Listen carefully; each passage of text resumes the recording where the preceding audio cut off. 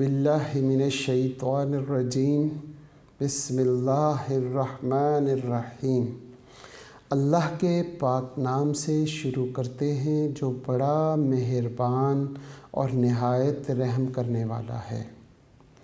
Unique group of institution की तरफ से अज़ीज़ तलबा व तालबात, ये ऑनलाइन लेक्चर्स आप तक आपकी तालीम और तरबियत के लिए प्रोवाइड किए जा रहे हैं। मैं हूँ प्रोफेसर राजा वाजिद अली और आप सब बच्चे मुझसे स्टैटिस्टिक्स पढ़ते हैं। क्लास हमारी सेकेंड ईयर की है और चैप्टर हम 16 जिसका नाम एनालिसिस ऑफ टाइम सीरीज़ पढ़ रहे हैं और उसमें हमारा टॉपिक सेमी एवरेज है। लास्ट लेक्चर में आपने सेमी एवरेज को सीखा। उसमें सेमी हाफ करने के बाद नंबर ऑफ़ वैल्यूज़ जो हैं वो ऑड आ गई थी, यानी कि 5। तो हमने लाइन नहीं छोड़ी थी। आज हम देखते हैं अगर जब हम सेमी एवरेज करते हुए नंबर ऑफ़ ईयर सेमी में इवन आ जाए तो फिर क्या करेंगे। हस्बे मामूल हम अपने लेक्चर का आगाज़ ज़िंदगी और मौत की दुआ से करते हैं। हम अपने रब से अपनी ज़िंदगी और मौत इस अंदाज़ में मांगते हैं कि ए हमारे रब, अल्लाहुम्मा उर्ज़ुक़नी, ए हमारे रब हम सब को अता कर अल हयात सआदतन, ज़िंदगी हयात सआदत वाली। सआदत कहते हैं मेरे बच्चों फुर्माबरदारी वाली। अपने रब की फुर्माबरदारी के साथ ज़िंदगी गुजारने को हम कहते हैं सआदत वाली ज़िंदगी। जिस बात से हमारा रब रोक दे उससे रुक जाएं और जिसको करने का हुक्म दे वो काम हम करें तो हमारी ज़िंदगी सआदत वाली बन जाती है। तो अपने रब से हम उसी की फुर्माबरदारी मांगते हैं कि हमें सआदत वाली ज़िंदगी अता फरमा। वल मौत शहादतन, और जब मौत हो तो हमारे रब वो शहादत वाली हो। आमीन। आज के लेक्चर का आगाज़ करते हुए क्वेश्चन नंबर 3 का सी पार्ट करेंगे और उसमें भी उसने सेमी एवरेज मेथड पूछा हुआ है। फाइंड द लीनियर ट्रेंड और उसके बाद कहता है कंप्यूट द ट्रेंड वैल्यूज़। वही सारा काम हमने करना है, लेकिन डिफरेंस कहाँ पर आ गया? डिफरेंस यहाँ पर आया कि 1970 से 1981 तक उसने ईयर्स दिए हुए हैं। तो ये मैंने लिख दिए हैं 1970, 71, 72, 73, 4, 5, 6, 7, 8, 9, 1980 और 1981। हमने 1981 तक वैल्यूज़ लिखी। हमने देखा 1, 2, 3, 4, 5, 6, 7, 8, 9, 10, 11 और 12। ये हमारे पास 12 ईयर्स हैं। जब हम इनका हाफ करते हैं, 12 का जब हम हाफ करेंगे तो क्या आएगा? 6। अगर 6 आ जाए, अगर 8 आ जाए, अगर 4 आ जाए, यानी कि अगर 8 वैल्यूज़ दी होती, नंबर ऑफ़ ईयर्स 8 होते, उसको 2 पे डिवाइड करते तो आंसर आ जाता 4। जब आंसर 4 आ जाए, जब आंसर 6 आ जाए, 8, यानी कि क्या आ जाए? इवन आ जाए, तो हम क्या करेंगे? बिल्कुल इस तरह जिस तरह मैं एक एक लाइन छोड़ के कर रहा हूँ, आपने भी एक एक लाइन छोड़ के ईयर्स को लिखना है। जैसे अब मैंने तो पहले लिख दिया, फिर इसके बाद यहाँ पे मैं एक लाइन इस अंदाज में आपको सिर्फ रिप्रेजेंट करने के लिए, दिखाने के लिए कि यहाँ पर हम एक लाइन छोड़ के तो हम करेंगे ये काम। जब भी हमारे पास नंबर ऑफ ईयर्स, जब हम क्या करें? सेमी एवरेज में उस डेटा को इक्वल 2 पार्ट्स में डिवाइड कर दें, तो जैसे ही इक्वल 2 पार्ट पे डिवाइड करें और आंसर आ जाए इवन, तो हम अपने डेटा को इस अंदाज में लिखेंगे कि एक लाइन छोड़ेंगे और एक लाइन के बाद अपनी वैल्यूज़ लिखेंगे। मैंने पहले वैल्यूज़ लिख दी और उसके बाद आपको रिप्रेजेंट करने के लिए एक टेबल बना दिया ताकि आपको नज़र आए कि एक एक लाइन छोड़ के आपने ईयर्स लिखने हैं। ये एक लाइन क्यों छोड़ी गई है? इसलिए कि जब हमने सेमी एवरेज किया, तो जब हमने हाफ अपने डेटा को किया तो 12 वैल्यूज़ थी। ये देखें 2, 4, 6, 8, 10 और ये 2, 12। ये 12 वैल्यूज़ 12 वैल्यूज़ थी। Dividing by 2 answer is 6। 6 is odd और even? Yes, it is odd. अगर ये ऑड है तो अपना क्वेश्चन सॉल्व करते हुए हर ईयर के बाद एक लाइन छोड़ेंगे, और अगर ये इवन है तो लाइन ना छोड़ें। अगर लाइन छोड़ देंगे तो भी ठीक है, लेकिन ना छोड़ें तो ज़्यादा बेहतर है। जब नंबर ऑफ़ ईयर्स हाफ करते हुए ऑड आ जाएं तो आप लाइन नहीं छोड़ेंगे, और जब इवन आ जाएं तो इस अंदाज में लाइन छोड़ देंगे। इसके बाद आपने कॉलम्स सारे वैसे ही बनाने हैं। यहाँ पे आपने लिखना है सेमी टोटल। अब मैं सेमी टोटल, फिर इसके बाद कॉलम बनेगा सेमी एवरेज, फिर हमारे पास एक कॉलम बनता है एक्स, और फिर हमारे पास एक कॉलम बनता है ट्रेंड वैल्यूज़ का। तो ये कॉलम तो वैसे ही बनाने हैं जैसे पहले हमने बनाए थे, सेमी टोटल, सेमी एवरेज, इसके बाद हमारे पास ये एक्स, और ये लास्ट कॉलम हमारे पास है जी trend values, linear trend values. अब मैं इनकी वैल्यूज़ लिखता हूँ। 15, 18 और 17 हम यहाँ पे लिखेंगे 15, 18 और 17। इसके बाद हम लिखते हैं जी 42। 42 के बाद है 38 और फिर है 40। 38 और 40 के बाद है जी 25 और 20 और फिर 20। 78 के सामने भी 20 है। फिर हम लिखते हैं 16। 16 के बाद 19 और 17 है। ये वैल्यूज़ हैं जनाब। इन वैल्यूज़ का सेमी हाफ करें, इतनी बार तो कर चुके। 6 वैल्यूज़ आती हैं, तो 6 वैल्यूज़ कहाँ से शुरू होती हैं? पहली 6 यहाँ से 1, 2, 3, 4, 5 और 6, ये 6 वैल्यूज़ हैं। और यहाँ से काउंट करेंगे 1, 2, 3, 4, 5 और ये 6 वैल्यूज़ हैं। अगर हमने यहाँ पे लाइन ना छोड़ी होती तो 6 वैल्यूज़ का सेंटर कहाँ होता? जब लाइन ही नहीं छोड़ी हुई तो हमें सेंटर के लिए जगह नहीं मिलनी थी। अब 6 वैल्यूज़ का सेंटर 1, 2, 3, 3 के बाद ये सेंटर है। 1, 2, 3, 3 वैल्यूज़ ऊपर 3 नीचे। यहाँ पे 1, 2, 3 ये सेंटर है। 3 वैल्यूज़ ऊपर 1, 2, 3, 3 वैल्यूज़ नीचे, तो ये सेंटर। अब जहाँ पे हमने 3 वैल्यूज़ का सम करके 6 वैल्यूज़ का सम करके हमने सेंटर में लिखना था, अगर हम लाइन ना छोड़ते तो हमारे पास ये जो लाइन ये जहाँ पे लिखना था वो ऐसे होता कि 20 और 16 तो आपने यहाँ लिखा होता। अब 20 और 16 के दरमियान ये लाइन लगी होगी, और इस लाइन में जब लिखेंगे तो वो आप कंफ्यूज्ड हो जाएंगे, या आपका क्वेश्चन आगे से गलत होने की कोशिश करेगा। आपसे गलती कोई ऐसी रूनुमा हो जाएगी कि उस क्वेश्चन को सही नहीं कर पाएंगे। तो उससे बेहतर ये है कि हम एक लाइन छोड़ दें। एक लाइन छोड़ दी, अब सिंपल हो जाएगा बाकी काम। अच्छा जी, अब हमने करना क्या है सब बच्चों को पता है। हमने सबसे पहले एक काम तो ये करना है कि टोटल करना है। कितनी वैल्यूज़ का? 6 वैल्यूज़ का टोटल करेंगे। ये जो पहली 6 वैल्यूज़ हैं जिसमें लिखा हुआ है 15, यानी कि 15, 18, 17, 42, 38 एंड 40, ये 6 वैल्यूज़ का जल्दी से ज़रा सम तो करें, टोटल करें। कितना आता है टोटल? हाँ जी, टोटल कितना आया? 170। 170 को कहाँ लिखेंगे? ये हमारे पास जो पहला ग्रुप है इसका सेंटर, ये सेंटर जो लाइन हमने छोड़ी थी ये नज़र आ रहा है कि यहाँ पे है, तो इसका जो टोटल है वो 170 यहाँ लिख देते हैं। इसी तरीके से अब हमने 25 के बाद है 2 मरतबा 20, फिर 16, फिर 19 और फिर 17।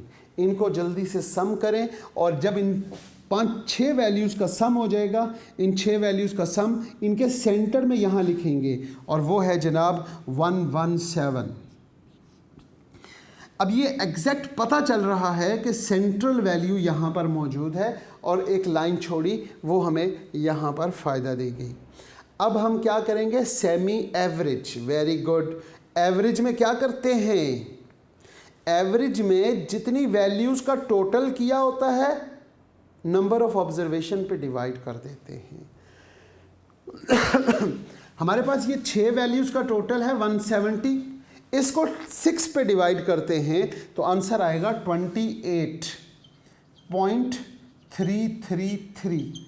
बिल्कुल इसी तरीके से ये 117 हमारे पास 1, 2, 3, 4, 5 और 6 वैल्यूज़ का सम है। अब इन 6 वैल्यूज़ का सम को हम डिवाइड करेंगे 6 पे, क्योंकि 6 वैल्यूज़ का सम है तो एवरेज के लिए 6 पे डिवाइड करेंगे। 117 डिवाइडिंग बाय 6, आंसर क्या आया, वेरी गुड, 19.5। ये जो हमारे पास एवरेज की वैल्यू है इसको हम कहते हैं y1। इसे हम क्या कहते हैं, इसको कहते हैं y1 और इसको हम कहते हैं क्या, y2। ये तो आ गया y1 और y2। x की वैल्यूज़ बिल्कुल सेम एज इट इज़। कैसे किया था, जो बिगिनिंग ईयर है 1970, उसके सामने x की वैल्यूज़ को 0 लिख देंगे हम यहाँ पे, तो ये तो 0 आ गया। इसके बाद इसके नीचे तमाम ईयर्स की वैल्यूज़ को हम काउंटिंग पूरी करेंगे, तो यहाँ पे 0, यहाँ पे 1, यहाँ पे 2, यहाँ पे 3, यहाँ पे 4, फिर 5, फिर 6, फिर 7, फिर 8, सॉरी यहाँ पे 8 नहीं आएगा, 8 यहाँ पर आएगा, 8, 9 और 10 और 11। और इसका जो कॉन्सेप्ट है मेरे बच्चों वो आपको मालूम है कि बिगिनिंग ईयर को हमने ओरिजिन लेना है।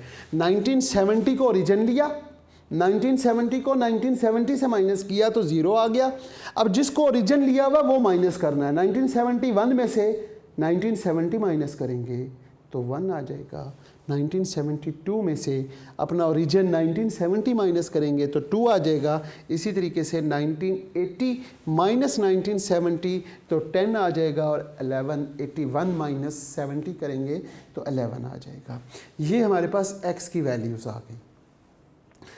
अब हमने क्या करना है, आप बच्चों को याद है हमने ट्रेंड वैल्यूज़ के लिए इक्वेशन बनाते हैं y is equal to a plus bx, जो मैंने लास्ट लेक्चर में आपको याद करवाया था कि हमने chapter number 4 mathematics second year के बच्चों 4th चैप्टर मैथमेटिक्स, जिसमें हमने स्लोप ऑफ द लाइन पढ़ा, तो स्लोप ऑफ द लाइन या लाइन जो स्लोप ऑफ द लाइन है या स्लोप इंटरसेप्ट फॉर्म आपने पढ़ी, उसमें आपने इक्वेशन क्या लिखी थी, y is equal to M X plus सी।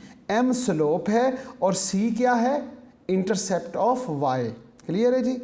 वहाँ पे m स्लोप का फार्मूला याद है, y2 minus y1 over x2 minus x1। वहाँ पे हमने m लिखा था, यहाँ पे हम b लिखते हैं, लिहाजा b का क्या फार्मूला होगा, b का फार्मूला होगा जी y2 minus y1 over x2 minus x1। और a का फार्मूला या वहाँ पे आपने c का फार्मूला याद किया था y1 आगे माइनस bx1। अब इसमें वैल्यूज़ पुट कर दें। मसला है कि y1 और y2 तो आपको नज़र आ रहा है, ये y1 है, ये y2 है। x1 क्या है, y1 के सामने यहाँ पर क्या वैल्यू हो सकती है, यहाँ पे ये बेसिकली इन दोनों के सेंटर में है, तो 2 और 3 के सेंटर में कौन, यस 2.5। तरीका कैसे पता चला 2.5, 2 और 3 को प्लस कर लें, दोनों को जमा करें, 2 प्लस 3 कितना आया 5। अब उसको 2 पे डिवाइड कर दें तो उन दोनों के बीच की वैल्यू आ जाएगी। 5 को 2 पे डिवाइड करते हैं तो वो हमारे पास आंसर आ जाएगा 2.5, और ये जो 2.5 है ये x1 कहलाएगा क्योंकि y1 के सामने है।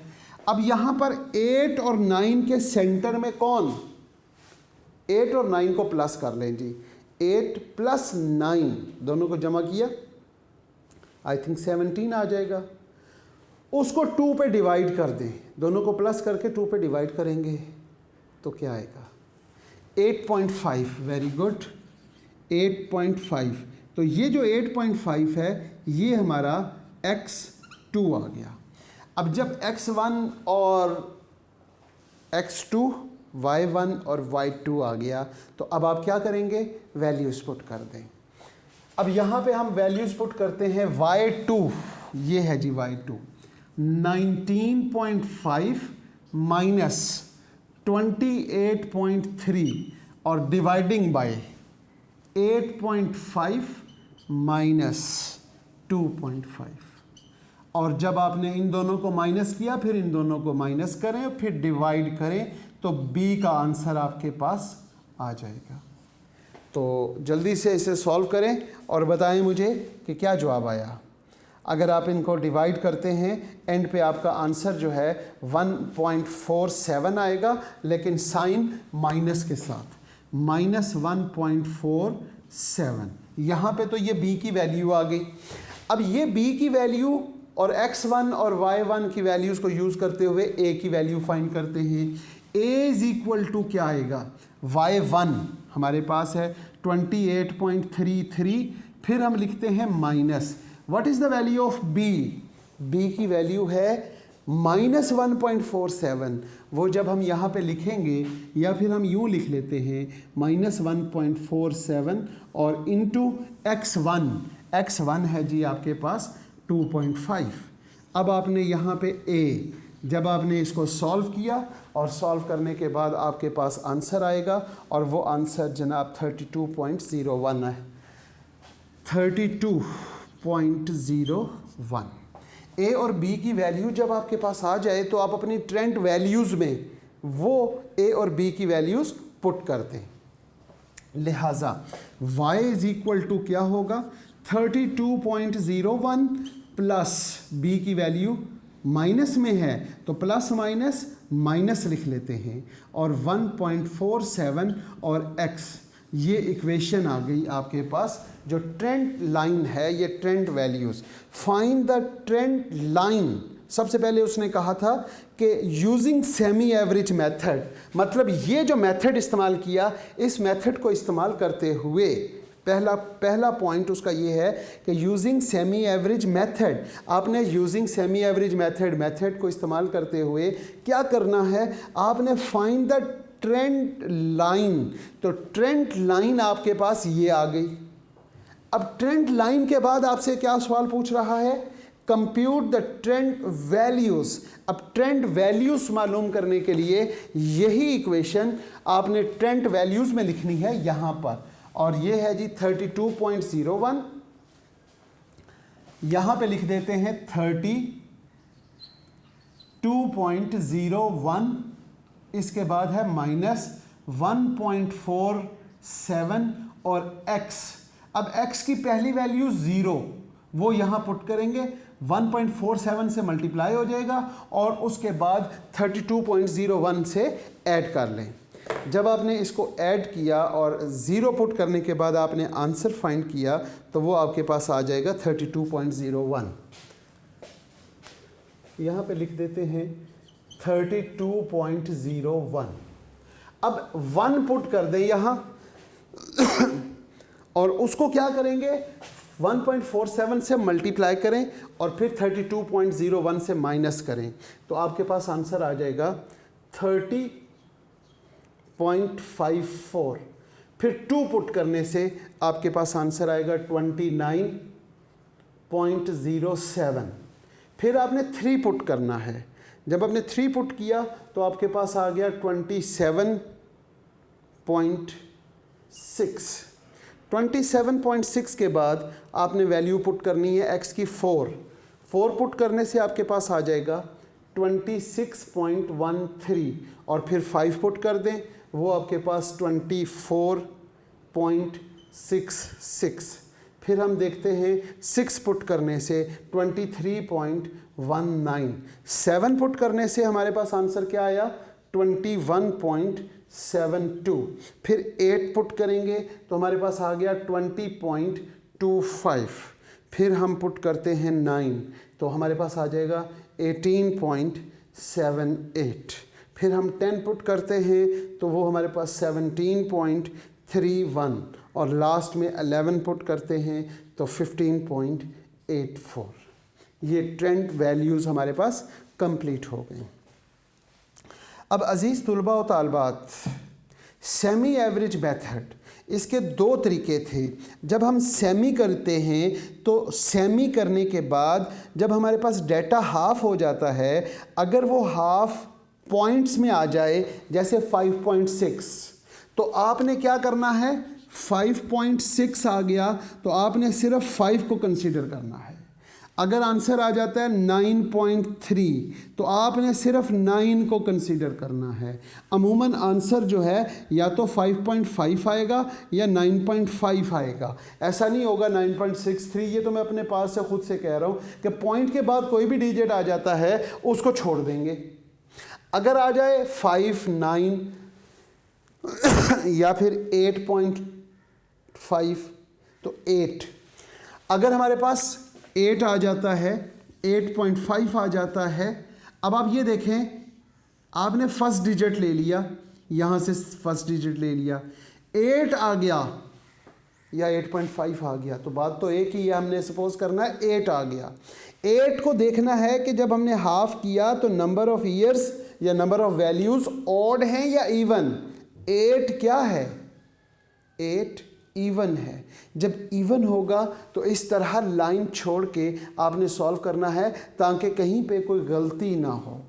और यही वैल्यूज़ नंबर ऑफ़ ईयर्स अगर ऑड हो जाएं तो आपने लाइन ना भी छोड़ें तब भी ठीक होगा। ये दोनों मेथड्स को आप फॉलो करते हुए इसी तरह की पीछे एक एग्ज़ाम्पल है। एग्ज़ाम्पल अगर हम देखते हैं सेमी एवरेज की, तो सेमी एवरेज की एग्ज़ाम्पल हमें मिलती है जी पेज नंबर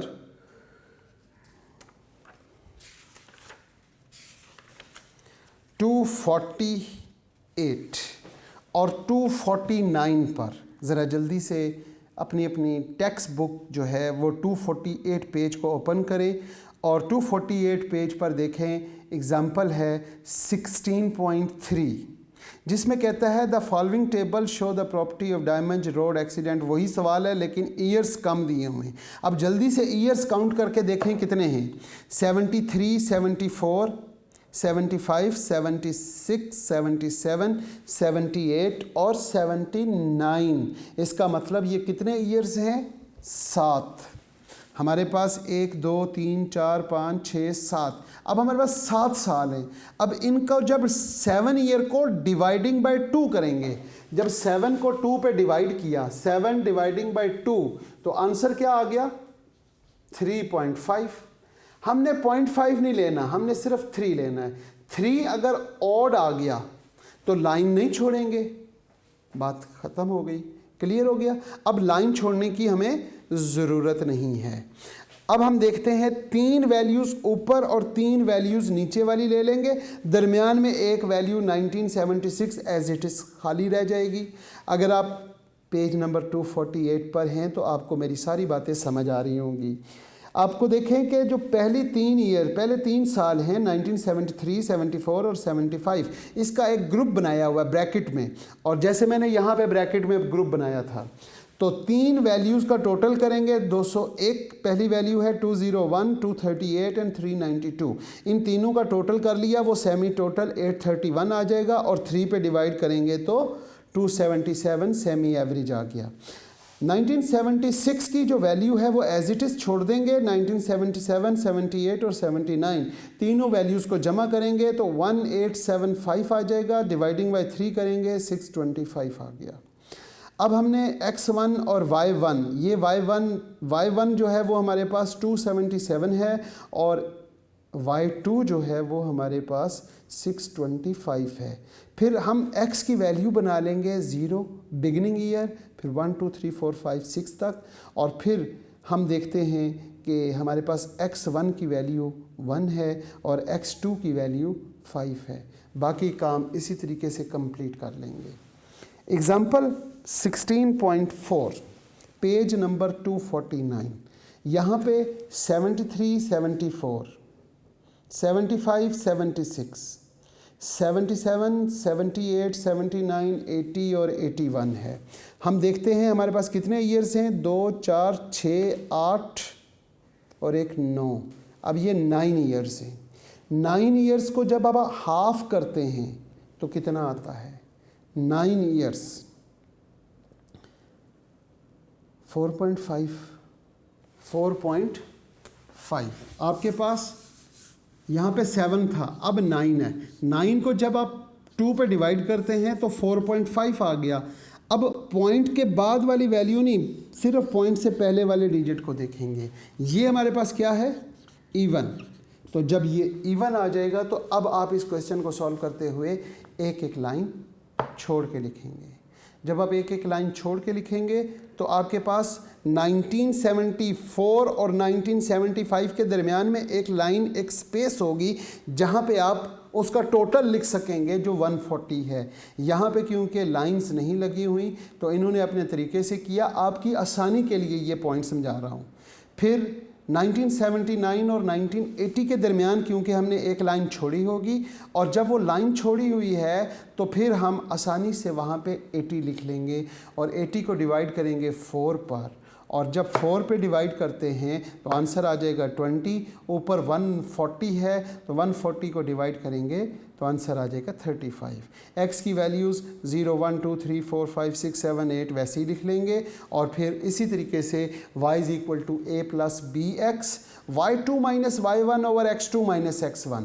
अब y2 की वैल्यू क्या है? यहाँ पर y2 की वैल्यू है 20 और y1 की वैल्यू है 35। तो 20 माइनस 35 करेंगे, और फिर इसी तरीके से अब यहाँ पे देखें, यहाँ पे 35 के सामने हमें अगर लाइन छोड़ी होती तो हम वहाँ पे 1.5 लिख सकते थे।